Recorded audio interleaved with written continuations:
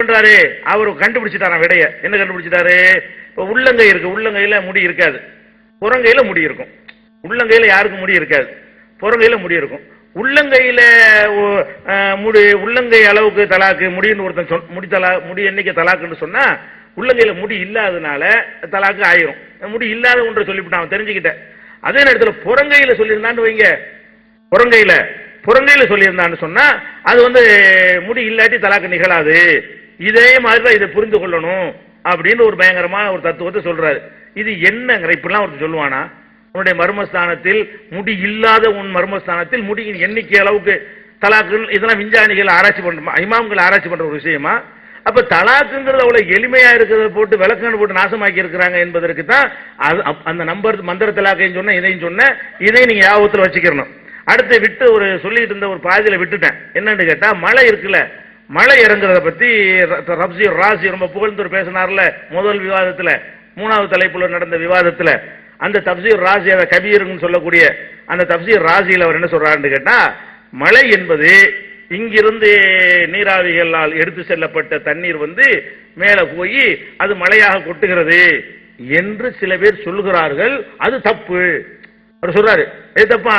இப்ப மழை பெய்யறதுக்கு இப்ப விஞ்ஞானிகள் இப்ப சொல்றாங்கல்ல ஒரு காரணம், மழை பெய்யறது என்ன செய்யணும், இங்க உள்ள சூரியன் இங்க இருந்து நீராவியா எடுத்துட்டு போய் அங்க மேகத்துல சேர்த்து அது சூழ் கொண்டு அதுக்கப்புறம் என்ன செய்கிறது, அது மழையா கொட்டுகிறது. நம்ம எல்லாரும் விளங்கி வச்சிருக்கோம், பள்ளிக்கூடத்திலையும் படிச்சிருக்கிறோம்.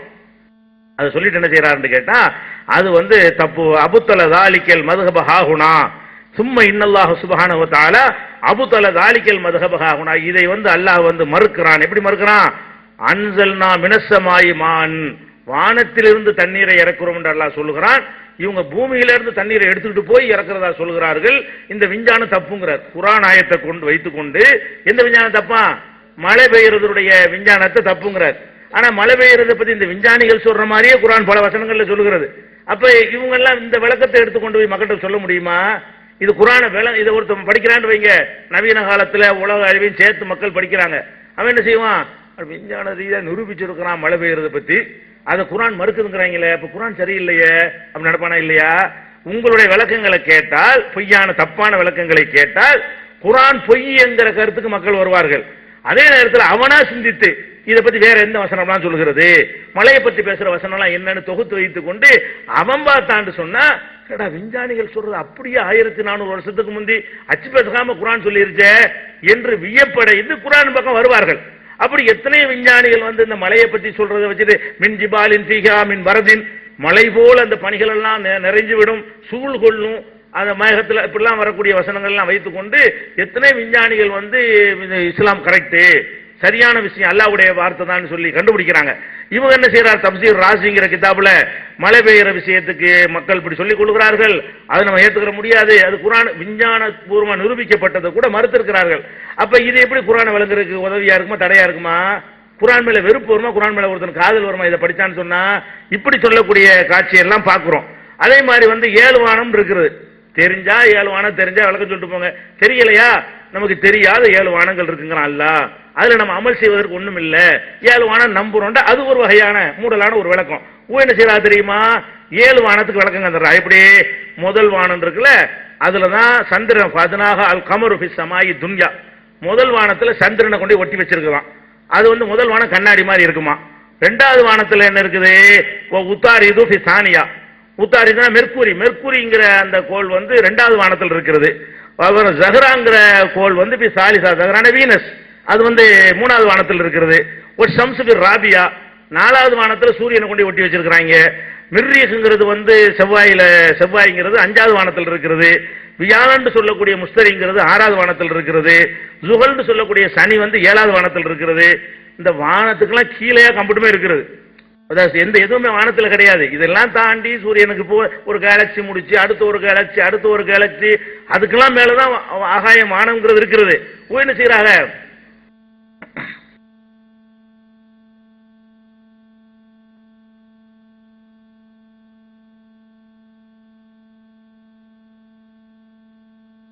அன்பானவர்களே, ஒரு விஷயத்தை அவங்க ஒப்புக்கொண்டாங்க, ஒப்பந்தத்தில் எழுதப்பட்ட மாதிரி நாங்கள் நடந்து கொள்ளல அப்படிங்கிறது ஒப்புக்கொண்டாங்க. ஏன்னா நேரடி இது நூலிலிருந்து எடுத்து தரணும், அது தராத உண்மைதான் அப்படிங்கிறத அவங்க ஏற்றுக்கொண்டாங்க. அடுத்து 3 ஆயத்துகள் நம்ம அர்த்தம் வைக்க சொன்னோம்.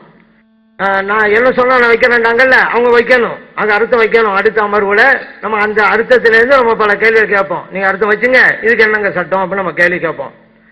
அடுத்து அவங்க ஒரு விஷயத்தை, இன்னொரு விஷயத்தை, மிகப்பெரிய விஷயத்தை, இந்த வாதத்தில் மிகப்பெரிய வெற்றி அதுதான். அல்லாஹு தாலா இந்த அவையின் மூலமாக அதை நிரூபிச்சுட்டான். என்னன்னு கேட்டா, தலைப்பு என்ன? குர்ஆன் ஹதீஸ் அனைத்தையும் விளங்க முடியுமாங்கிறது தானே. குர்ஆன் ஹதீஸை அனைவரும் விளங்க முடியுமாங்கிறதா? அப்ப நீங்க அவங்ககிட்ட போய் கேட்கறங்கிறீங்களே அப்படின்ட்டாங்க. அப்ப அதுல இருந்து அந்த இளைஞர்கள் எல்லாம் இன்னொருவர் சொல்லித்தான் மார்க்கத்தை பின்பற்ற முடியுமே தவிர அவர்களால் குர்ஆனை நேரடியா படித்து நேரடியா விளங்கி பின்பற்ற முடியாங்கிறத அவங்க ஒப்புக்கொண்டாங்க. இன்னொன்னு இவங்க சொன்னாங்கல்ல, அவங்ககிட்ட ஏன் கேட்கறீங்க? என்னட கேளுங்க, நான் சொல்றேன்னாங்கல்ல, அவங்ககிட்ட தானே கேட்டுக்கிட்டு இருக்கோம். இது வரைக்கும் வேற யார்ட்ட கேட்டேன்? இது வரைக்கும் அந்த இளைஞர்களை கேட்டேன். கடைசியில் நான் சொன்னேன் வாசிங்க, அவங்கள என்ன சொல்லட்டும்னு சொன்னேனே தவிர இது வரைக்கும் உங்களை தானங்க கேட்டேன். கலாலாவுக்கு நீங்க விளக்கம் சொன்னோம், உங்க இமாம என்ன சொல்றான்னு சொன்னீங்க, சொன்னோம். உங்களுடைய தப்சீல மாத்தி எழுதி இருக்கிறீங்க அப்படிங்கறது சுட்டி காட்டணும். அது பிறகு அந்த சப்ஜெக்டுக்கு வரல, கேள்வியா தானே இருக்குது, நீங்க பதில் சொல்லல. ஈலா பிரச்சனை சட்டம் கேட்டோம், குர்ஆன் வசனத்து போய் தான் கேட்டோம், நீ பதில் சொல்லல. அல் ஹஜ் அஷூரும் மாலுமாத்து, ஹஜ்ஜுடைய மாதங்கள் எல்லாம் தெரிந்ததுன்றீங்க. அது குர்ஆன்லயோ ஹதீஸில் உள்ள பிரகாரம் எந்த மாதங்கள் விளக்குங்கள் உங்களை பார்த்து கேட்டுக்கிறோம், இதுவரைக்கும் நீங்க சொல்லல. அல்லாஹ் தஆலா கனிமத்து பொருளை யாரா கொடுக்கும் போது லில்லாஹி அல்லாஹ்வுக்கும் கொடுக்கணுங்கிறான். அந்த அல்லாஹ் லில்லாஹி மாபிஸ் ஸமாவாத்தி வ மா ஃபில் அர்த், வானம் பூமியில உள்ளதெல்லாம் அல்லாஹ்வுக்குரியதுன்னு சொன்ன இறைவன் இந்த கனிமத்து பொருள்ல இருந்து அல்லாஹ்வுக்குரியங்கிறான். அது என்ன விளக்குன்னு கேட்டோம், உங்களை பார்த்தான் கேட்டோம், இதுவரைக்கும் நீங்க சொல்லல. நபீல் நாம் ஸல்லல்லாஹு அலைஹி வஸல்லம் சொன்னாங்க அல்லாஹ் அல்லாஹ்வுக்கு சத்தியம் செய்யக்கூடாதுன்னு. ஆனா அவங்களே வாபிக்க ஒரு சாஹிபை பார்த்து உன் தந்தை மீது சத்தியம் ஆண்டாங்க, முஸ்லிம் இருக்குதுன்னு உங்களை பார்த்தான் கேட்டோம், இதுவரைக்கும் நீங்க பதில் சொல்லவே கிடையாது. அதே போல முர்த்தத்தானாக்கா வணக்கம் எல்லாம் அழிஞ்சு போகணும் அல்லாஹ் சொல்றான். ஆனா நபீல் நாம் ஸல்லல்லாஹு அலைஹி வஸல்லம் அஸ்ர் தொழுகை விட்டுலாம் வணக்கம் அழிஞ்சு போண்டாங்களே, இதுக்கு என்ன விளக்கன்னு கேட்டோம், உங்களை பார்த்தான் கேட்டோம், இதுவரைக்கும் நீங்க பதில் சொல்லல. 53 இருக்கிற அத்தியாயத் அமர்வுல எப்படி கைய வைக்கிறதுன்னு சொல்லி இந்த 53 எப்படி நீங்க புரிஞ்சீங்க? குர்ஆன் அல்லாஹ் விளக்கி இருக்கிறானா, ஹதீஸ் நபி நாம் ஸல்லல்லாஹு விளக்கி இருக்கிறாங்களா அப்ப நம்ம கேட்டோமே, இதுவரைக்கும் பதில் சொல்லல. இது உங்களை பார்த்தான் கேட்டோம், நீங்க சொல்லல. இப்படி எத்தனை விஷயங்களை என்ன பார்த்து கேட்டா சொல்லுவோம் நீங்க, உங்களை பார்த்தா புலக்கலியை வச்சிருக்க நீங்க சொல்லவே இல்லையே. அதனால இன்னொன்னு, நீங்க தலாக் விஷயம்னு சொல்றீங்க. தலாக்குங்கிறதுல இமாம்கள் கூட இந்த தலாக்க இது சொன்னாங்கல்ல, நீளமான தலாக் அழமான தலாக், அந்த தலாக்க கூட பிதஅத் தலாக்னு இமாம்கள் சொல்றது எப்படின்னு சொன்னா, மார்க்க சட்ட பிரகாரம் ஒருவன் தலாக் கொடுக்கறன்னு சொன்னா அது பிதஅத் தலாக் தான் சொல்றாங்க.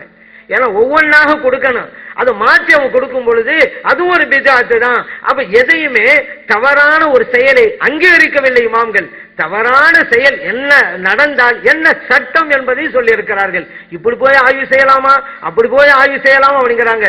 ஒரு பிரச்சனை மட்டும் ஏகத்து இதெல்லாம் கூட ஒரு ஆள் குளிக்கிற பத்தி கேட்கும் பொழுது ஜட்டி போட்டுக்கிட்டு மட்டும் குளிக்கலாம் அப்படின்னு கூட பதில் கொடுத்திருக்கிறாங்க. அதை நம்ம கூட வச்சிருக்கிறோம். அது யாரோ ஒரு கேள்வி கேட்டது பதில் கொடுக்கறாங்க. அதனால ஜட்டி குளியல் அப்படின்னு சொல்லி கேவலப்படுத்த முடியுமா? ஒரு ஆள் கேட்டதுக்கு அவங்க பதில் சொல்லலாம். அது சரியா தப்பாங்க அடுத்த விஷயம். அது ஜட்டி போட்டு குளிக்கலாமா அல்லது முழங்காலை மறைச்சுக்கிட்டு தான் குளிக்குமாங்கிறது தனி சப்ஜெக்ட். இவங்க பதில் கொடுத்ததுனால யாரோ ஒரு கேள்வி கேட்டதுனால இவங்க அப்படி ஒரு பதில் சொல்றாங்க.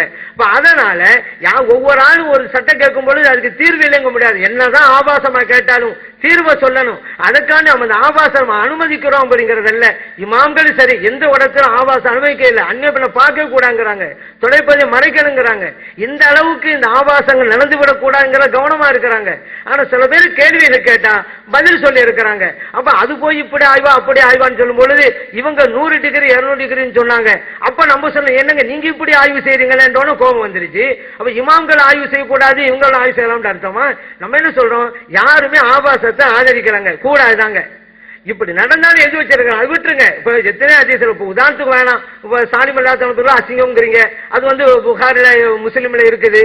இப்ப இந்த நேரத்துல முஸ்லிமே ஆபாச கலைஞன்னு சொல்லுவீங்களா? உம்மு ஹராம் ரலியல்லாஹு அன்ஹா அவங்களோட ஹதீஸ் இருக்கனால அந்த கிதாபே நீங்க ஆபாச கலைஞ்சுவீங்களா? அந்த ஹதீஸ் முரணா இருக்கும், புகழ மாட்டேங்கிறீங்க. தப்பா ரைட்டாங்க வாதிப்போம், வாதத்துக்கு இங்க வரணும், அப்பதான் மக்களுக்கு உண்மை வெளிப்படும். இப்படியே நகர்ந்துக்கிட்டே போயிடக்கூடாது. நீங்க என்னன்னு விளக்கணாதான் அப்படி கூடாது, வாதத்துக்கு வரணும் நீங்க, அப்பதான் மக்களுக்கு உண்மை வெளிப்படும். ஆனா இது ஆபாசம் சொல்லி மறுக்கிறீங்களே, ஆபாசம் புகாரி இருக்கு